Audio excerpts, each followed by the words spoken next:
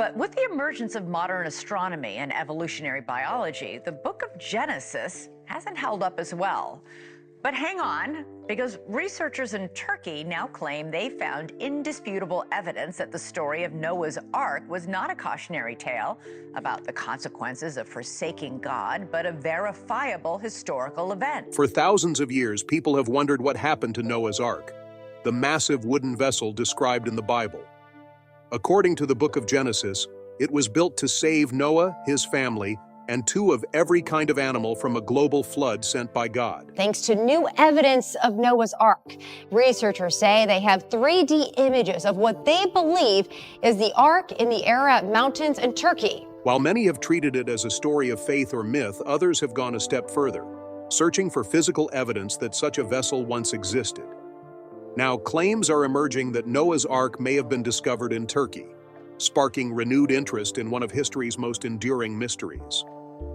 The site in question is known as the Durupinar Formation, located near the border of Turkey and Iran, just a short distance from Mount Ararat, a place long associated with the landing site of the Ark.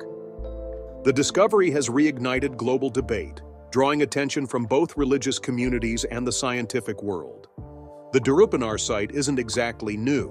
It first gained international attention in 1959, when a Turkish army captain, İlhan Durupinar, noticed a boat-shaped formation in the mountains while examining aerial photographs. The formation appeared to be about 150 meters in length, roughly the same size as the Ark is described in the Bible when converted from cubits. Over the decades, various researchers have studied the site, but it has always sat in a gray area between hopeful speculation and scientific uncertainty. More recently, a joint team from Turkish and American universities began new excavations at the site. The team includes archaeologists, geologists, and historians. They're approaching the work carefully, using updated technology such as ground-penetrating radar and 3D scanning to analyze what lies beneath the surface. Their goal isn't to prove or disprove religious texts, but to determine if the formation has any signs of being a man-made structure, and if so, from what time period it might have come. What they've found so far is fascinating. The soil and surrounding rock have been dated to a period between 5,500 and 3,000 BC. That's roughly in line with when the biblical flood is believed to have occurred by some interpretations. Mixed into the layers of sediment are unusual materials: marine clay, fossilized sea life, and traces of what looks like petrified wood. To some, this supports the theory that the site was once underwater and may have hosted human activity. One of the biggest points of intrigue is the shape of the formation itself. Viewed from above, the Durupinar site does resemble the outline of a large ship. While nature can create odd shapes, supporters of the Ark theory say the dimensions are too precise to be a coincidence. When converted into modern units, the Ark's measurements given in the Bible come out to approximately 515 feet long, 85 feet wide, and 51 feet high. The Durupinar formation closely matches those dimensions. That being said, the scientific community remains cautious. Experts in geology argue that the formation could easily be a natural phenomenon caused by erosion and tectonic activity. In areas with sedimentary rock and shifting soil, it's not uncommon for boat-like shapes to appear. Without firm evidence of human construction, such as fasteners, artificial joints, or clear internal chambers, the site can't be confirmed as a relic of ancient shipbuilding. Still, the mystery keeps drawing people in. For centuries, Mount Ararat has been at the center of Noah's Ark legends. It's the mountain mentioned by name in the Genesis account, and many early explorers believed they were close to solving the riddle. In the 19th century, British politician and mountaineer James Bryce claimed to have found a piece of hand-hewn timber high up on Ararat's slopes. Other accounts followed, including photographs and stories from locals who said they saw large wooden beams frozen into the ice or embedded in the rock. Over time, however, many of these claims were questioned.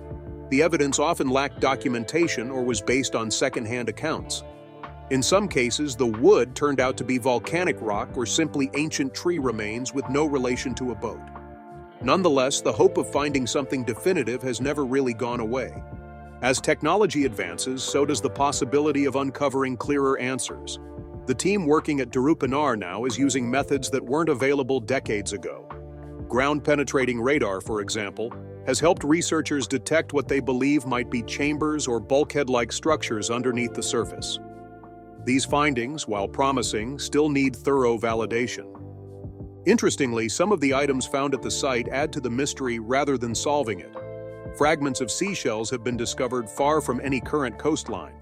Certain mineral patterns in the soil are more common in aquatic environments, and researchers have noted the presence of fossilized organic matter that seems out of place in a mountainous region. These clues suggest that the area may once have been under a significant amount of water, or at least subject to intense flooding. Adding further weight to the theory, local legends in the region have long told of a giant boat resting in the mountains. Some Kurdish and Armenian stories speak of a great flood and a vessel that came to rest in the highlands, preserving life and restarting humanity.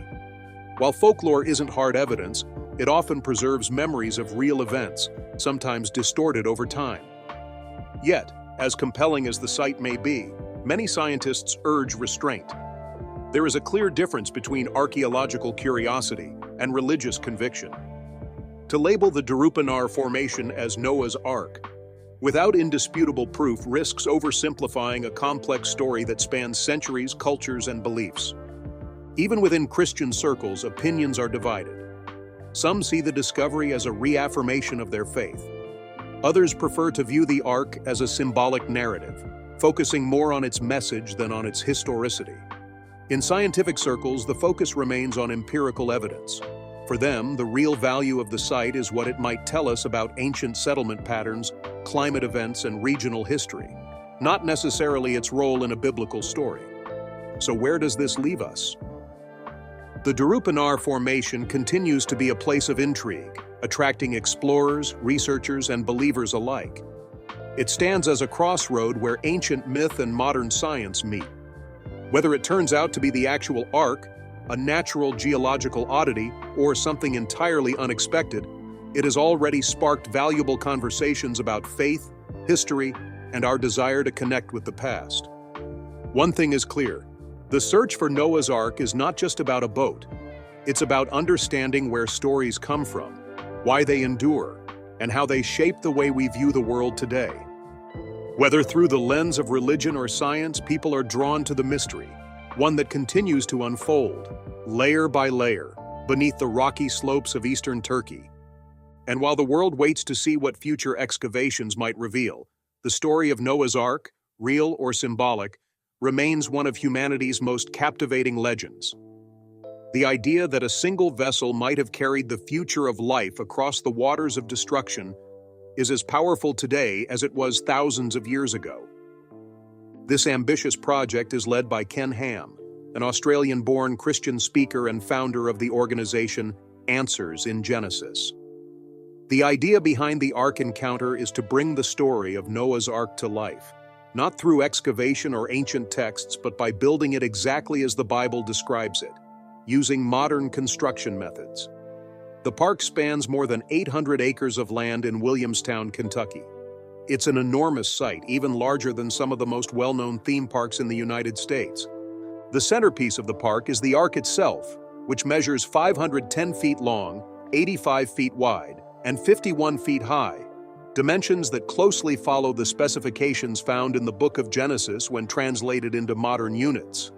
Built using a combination of timber framing and steel reinforcements, the structure aims to give visitors a real sense of the scale and design of the vessel as imagined in the biblical account. It's considered the largest timber frame structure in the world. Walking inside the Ark, visitors find 3 decks filled with exhibits. These displays explore different aspects of the story: how Noah and his family might have lived during the flood, what kind of animals could have been housed aboard, and how food, water, and waste might have been managed during such a long journey. The interior also includes dioramas, animatronics, and audio features designed to immerse visitors in the environment. The aim of the project is not only to create a tourist attraction, but also to serve as an educational and religious experience. The team behind the Ark encounter believes the biblical flood was a real historical event, and they use the park as a platform to share that belief. Many of the exhibits explore ideas about creationism, the age of the earth, and the relationship between faith and science. The opening of the ARK encounter in 2016 attracted both praise and criticism. Supporters of the project see it as a powerful tool for faith-based education. They believe it helps make the Bible more accessible, especially for younger generations who may find ancient texts difficult to relate to. For many Christian families, visiting the ARK is an opportunity to connect with a story they've grown up hearing about in church or at home. However, the park has also been met with controversy. Critics argue that it presents a narrow interpretation of history and science, with some scientists saying that the exhibits promote ideas that aren't supported by mainstream research. There have been debates over how the park should be funded and whether public support, such as tax incentives, should be given to a project that has a clear religious message. The ARK encounter received financial assistance from the state of Kentucky in the form of tourism-related tax incentives. This has sparked legal and ethical debates about the separation of church and state. Ken Ham and his team argue that the park qualifies for the incentives because it brings tourism and economic activity to the area, regardless of its religious theme.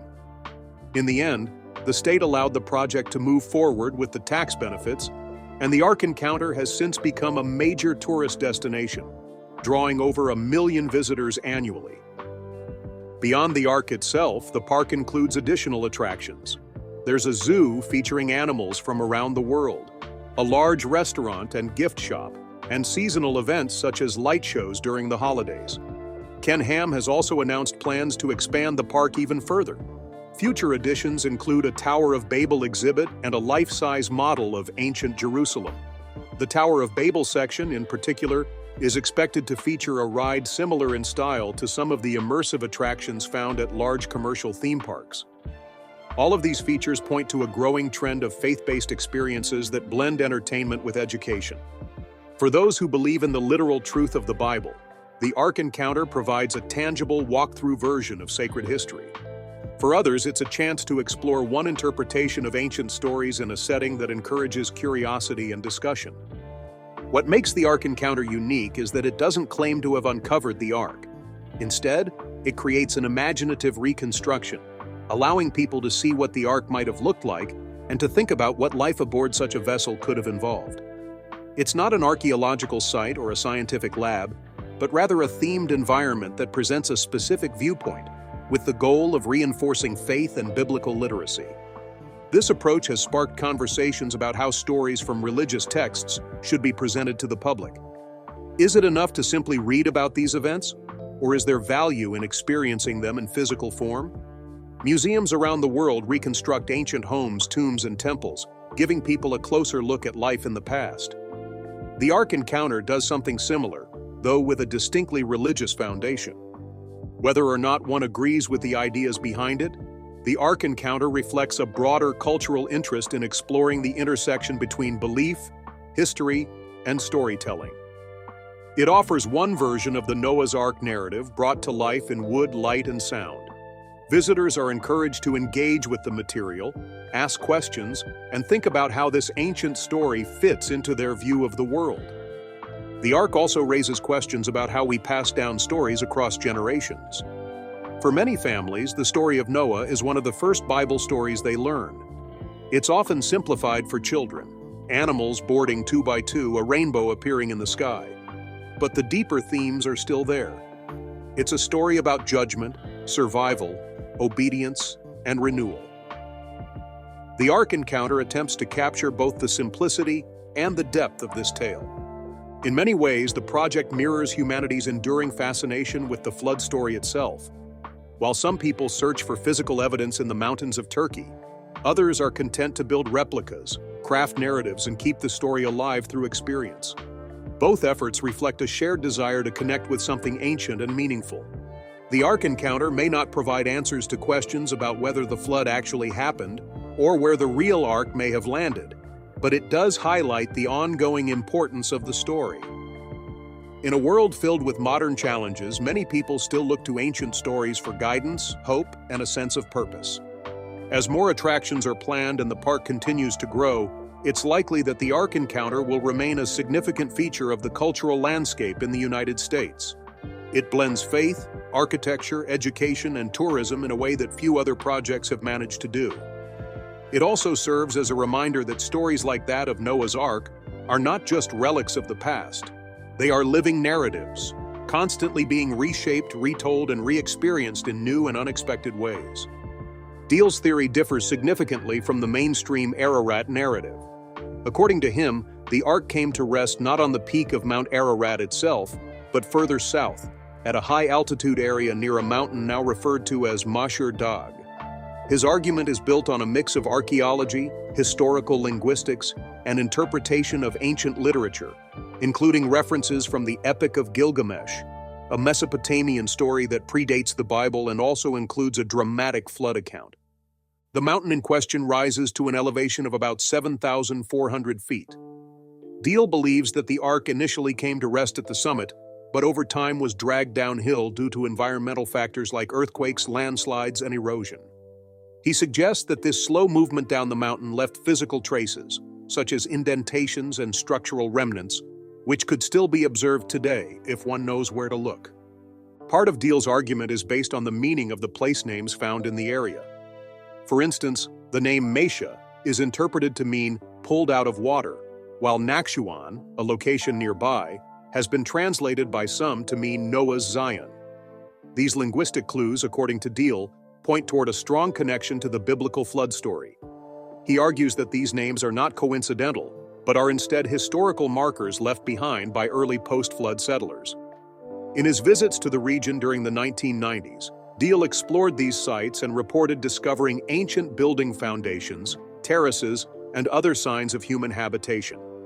He suggested that the Ark may have been dismantled by Noah's descendants with its timber and materials used to build the first post-flood city, referred to as Mesha Nakshuan. This city, he theorized, was not just an early settlement, but a sacred place built using the very wood that once floated above the waters of a destroyed world. Interestingly, his findings include mention of a geological feature on the mountain that local tradition calls the Wall of Heaven. This formation consists of twin ridges that resemble a gateway or protective barrier. Deal connects this natural feature to descriptions in the Epic of Gilgamesh, where the flood hero encounters a mountain with two peaks that block his path.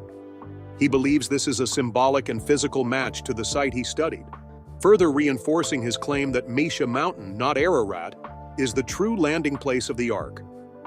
Another detail he points out is the use of tar in the ancient construction of homes in this region.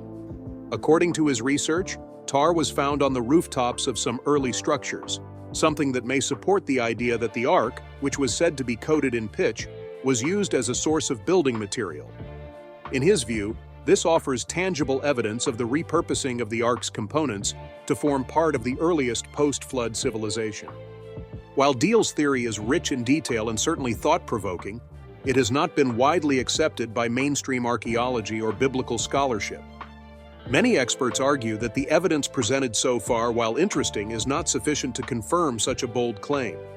The geological formations could be natural, and the names of places, while intriguing, are often open to multiple interpretations. Linguistic connections, especially those drawn across ancient languages and through oral traditions, can be suggestive, but not always conclusive. Still, the theory has found a following among some who are open to alternative histories. It adds another layer to the broader conversation about where the Ark could have landed, and whether any part of it remains today. One of the key challenges in exploring such claims is the passage of time. If the Ark did exist and was dismantled for use in building homes and settlements, much of the physical evidence would have been altered, buried, or lost over thousands of years. That makes any search for it incredibly difficult and potentially inconclusive. The debate over the Ark's final resting place is not just about physical evidence. It also reflects deeper questions about how people interpret ancient texts and the stories passed down through generations. For many people, Mount Ararat is accepted as the Ark's landing site simply because it's named in the book of Genesis. However, the word used in the original Hebrew texts refers to the mountains of Ararat, which could mean a broader region rather than a single peak. This opens the door to alternative interpretations, like Deal's theory, that suggest other locations within the general area. In addition, regional folklore plays an important role in shaping these theories. In the area around Mesha Mountain, Some locals speak of legends involving a giant boat that once rested on the high ground, and a city that grew from its remains. While oral traditions are not scientific proof, they are an important part of cultural memory and can sometimes preserve fragments of historical truth, especially in areas with limited written records. There's also the question of how stories from different cultures might overlap. The flood story is not unique to the Bible. Versions of it appear in Sumerian, Babylonian, and Assyrian literature, as well as in the oral traditions of many other cultures around the world. In several cases, the story includes a chosen person, a great flood, a boat filled with animals, and the eventual repopulation of the earth. The similarities between these stories are striking, and they raise the possibility that they may be based on shared historical events or collective memory of ancient natural disasters. By comparing these narratives, some researchers have tried to trace the roots of the Noah story to even older traditions. The Epic of Gilgamesh, for example, features a character named Utnapishtim, who is warned by a god about an impending flood. He builds a large boat, saves his family and animals, and releases birds to find dry land, details that strongly resemble the biblical account. Deal and others believe that recognizing these parallels is key to understanding the full picture of where the Ark might have landed and what happened to it afterward. Although there's still no consensus on the true location of Noah's Ark, theories like Deal's remind us that history is full of possibilities. New interpretations and fresh discoveries can change the way we look at familiar stories. Whether or not the Ark landed on Mesha Mountain, the theory challenges assumptions and encourages people to think more critically about what they know and what they believe. It also illustrates the difficulty of separating faith from historical inquiry. While archaeology relies on physical evidence, stories like that of Noah's Ark are deeply embedded in spiritual belief systems. This doesn't mean the two are incompatible, but it does mean that conclusions must be drawn carefully and respectfully, with room for both scientific skepticism and cultural significance. What remains clear is that the story of Noah's Ark continues to inspire exploration, debate, and curiosity. Whether the truth lies beneath the snow-capped peak of Mount Ararat, in the rocky outcrops of Mesha Mountain, or somewhere else entirely, the search is part of a much larger human quest for meaning, for history, and for connection to our distant past. The story of Noah's Ark isn't just a subject of exploration and excavation. It's also one of theology, tradition, and interpretation. For centuries, Jewish and Christian communities have viewed the tale as both a historical account and a spiritual lesson. While both religions share the story, their perspectives on its meaning, purpose, and implications have often differed. This difference has led to extensive dialogue and sometimes disagreement over how the story should be understood within the broader context of scripture and belief. In both Judaism and Christianity, Noah is seen as a righteous man chosen by God to preserve life during a catastrophic flood. The story appears in the book of Genesis, which is part of the Hebrew Bible, as well as the Christian Old Testament. Despite this shared text, the two faiths have historically placed emphasis on different aspects of the story, and over time, interpretations have evolved within each tradition. Jewish scholars, particularly in ancient and medieval times, tended to treat the story of Noah as one of many moral lessons within the Torah. Noah is seen as obedient, but not necessarily the hero of the entire narrative. In some commentaries, he's even compared unfavorably to other biblical figures like Abraham, who actively interceded on behalf of others. This interpretation suggests that Noah's righteousness was more passive. He followed instructions but didn't argue for the salvation of others.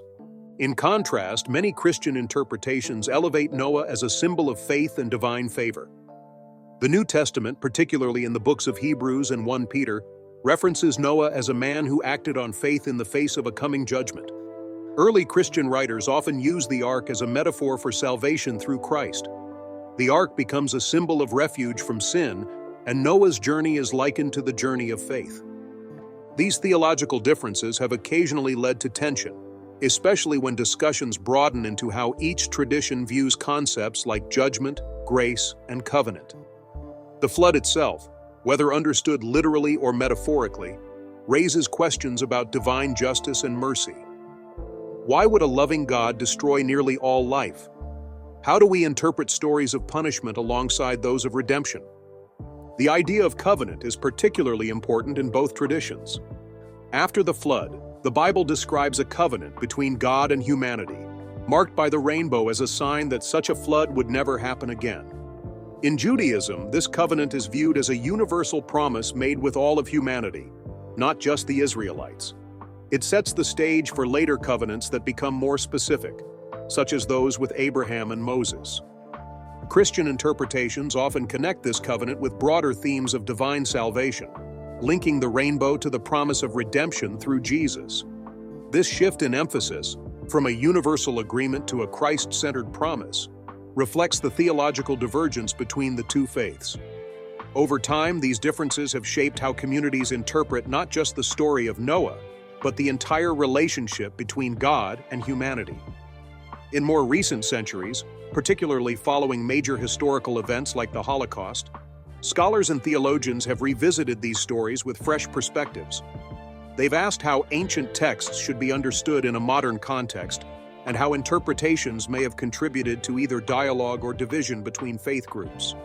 One area that's received particular attention is the way Christianity historically portrayed Judaism in biblical narratives.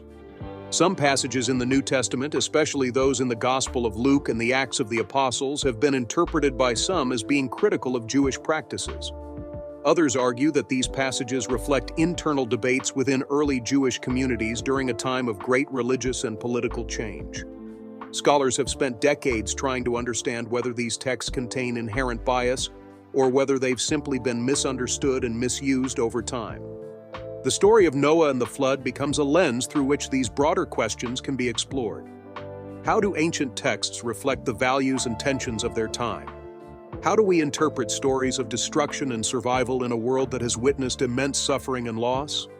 Beyond Judaism and Christianity, the flood story also appears in various other cultures, each with its own moral and theological interpretations.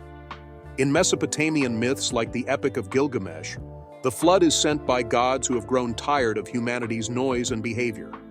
In those stories, the survivors are chosen not necessarily for their goodness, but for their favor with the gods or their wisdom. These differences highlight the range of ideas ancient societies had about divine judgment and human responsibility. Comparing these stories reveals both the diversity and the shared concerns of human cultures. Across different times and places, people have asked the same questions. What is the nature of the divine? Why do disasters happen? What can we learn from them? The flood, whether historical or symbolic, offers a narrative space to explore these questions. It allows communities to reflect on their place in the world, their relationship to a higher power, and their obligations to each other. In more academic circles, researchers continue to study how religious texts developed over time, how they were edited, and how they've been interpreted in different eras. They look at the historical context of the writings, the archaeological evidence that may support or challenge the stories, and the ways these narratives have been passed down. What's often found is that texts like the story of Noah carry multiple layers of meaning, some theological, some moral, and some historical. Another element of the ongoing conversation involves the role of translation. The Hebrew Bible was originally written in ancient Hebrew, and the New Testament in Greek. Over centuries, these texts have been translated into countless languages, each time with subtle shifts in tone and meaning. Words like ARK, covenant, and righteousness can carry different nuances depending on the cultural and linguistic context. These differences influence how people understand the story and what lessons they take from it. In many modern churches and synagogues, the story of Noah is taught to children as a tale of animals, rainbows, and new beginnings.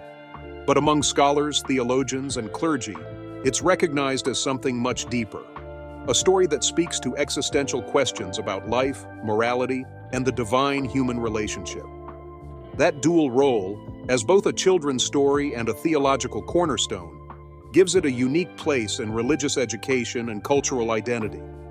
In recent years, there has been a growing effort within both Jewish and Christian communities to explore their shared stories with a spirit of cooperation and respect. Interfaith dialogues have focused on finding common ground, especially in the face of global challenges that affect people of all beliefs.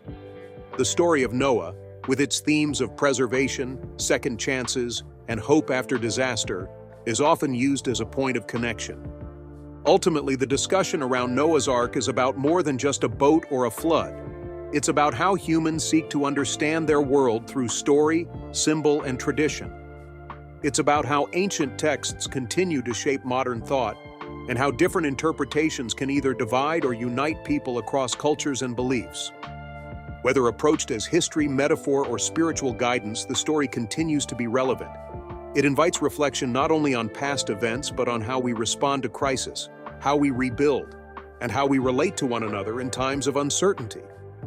These flood myths suggest a shared human memory of catastrophic events. In some cases, they might reflect actual floods that devastated large areas, leaving long-lasting impressions on those who lived through them. In other cases, the stories could be symbolic, expressing deeper truths about the fragility of life, the power of nature, or the need for moral renewal. Either way, the recurrence of these stories in so many cultures has led scholars and historians to believe that the idea of a great flood holds a unique and powerful place in the human imagination. One of the oldest written flood stories is the Eridu Genesis, a Sumerian text from ancient Mesopotamia, dated to around 1600 BCE. It describes how the gods decided to send a flood to destroy humanity, but one man was warned in advance and built a boat to survive. This same narrative structure appears in the later Babylonian Epic of Gilgamesh, in which a character named Utnapishtim is instructed to construct a large vessel to preserve life. In that version, as in the biblical story, animals are brought aboard in pairs, and birds are released to find dry land once the floodwaters begin to recede. The similarities between the story of Utnapishtim and Noah are striking, and have led many researchers to suggest that the two may share a common origin. Some believe that the Genesis account was influenced by these earlier Mesopotamian tales, which were well known in the region long before the Hebrew Bible was compiled. Others argue that both traditions may have drawn from even older oral histories, possibly rooted in real flood events that took place in the ancient world. Another major flood story comes from the Atrahasis epic, which is considered to be one of the most complete and oldest examples of Mesopotamian literature. Like the Eridu Genesis and the Epic of Gilgamesh, it tells of a flood sent by the gods to cleanse the earth. In this version, the gods are frustrated by the noise and chaos of humanity. One god warns Atrahasis, the hero of the story, and tells him to build a large boat. The details, like warning of the flood 7 days in advance, preserving animal species, and sending birds to search for land, are familiar to anyone who knows the story of Noah. What these Mesopotamian stories share with the biblical account is not just plot, but purpose. Each one highlights the tension between divine power and human behavior, between destruction and renewal. They suggest that the flood is not just a punishment, but also an opportunity for a fresh start, a theme that resonates deeply in many belief systems. Beyond Mesopotamia, flood stories appear in places where the cultural and religious environments were entirely different. In ancient China, there are tales of great floods and heroic figures like Yu the Great, who was said to have controlled the waters through engineering and sacrifice. In Hindu mythology, the Matsya Purana tells of a great fish that warns Manu, the first man, of an impending flood. Manu builds a boat and is saved along with the seeds of all life. The ancient Greeks had their own version in the tale of Deucalion and Pyrrha, who survived a massive flood sent by Zeus. Like Noah, they were chosen to survive because of their righteousness and went on to repopulate the earth. In native Hawaiian traditions, the story of Nu tells of a man who built a canoe to escape a global flood, eventually landing on the top of a high mountain. These stories aren't identical, but they're recurring elements: divine warning, a large boat or vessel, the survival of a small group of people and animals, and the eventual renewal of life, suggest that the concept of a flood myth was widespread and deeply ingrained in ancient societies. Some scholars interpret this as evidence of a common psychological response to natural disasters, while others believe it reflects an ancient global memory of real flood events, possibly at the end of the last ice age. Geological studies support the idea that massive flooding events have occurred in various regions throughout history. One widely discussed example is the Black Sea deluge theory. Around 7,500 years ago, it is believed that the rising waters of the Mediterranean broke through the Bosporus Strait and flooded the Black Sea basin, rapidly turning it from a freshwater lake into a saltwater sea. Such an event would have had a catastrophic impact on human settlements along the coast and could easily have inspired flood legends that spread across generations. There are also theories related to the Persian Gulf and the Tigris-Euphrates river system, where ancient civilizations developed in low-lying regions prone to flooding. Sudden, intense floods in these areas could have given rise to oral traditions that eventually found their way into written form. It's possible that these local stories were passed down and transformed over time, adapting to the needs and values of each new culture that inherited them. As modern scientists and historians uncover more evidence of ancient flood events, the line between myth and history becomes more difficult to draw. The question is no longer just whether the story of Noah's Ark is true in a literal sense, but what kind of truth it might represent. Is it a symbolic narrative, a cultural memory of real events, or both?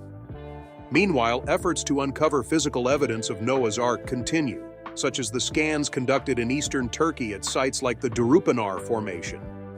These efforts combine archaeology, geology, and modern technology to explore the possibility of ancient ship-like structures buried under layers of earth and stone. Though no conclusive evidence has been found yet, each discovery, whether a piece of petrified wood or a unique rock formation, adds another layer to the mystery.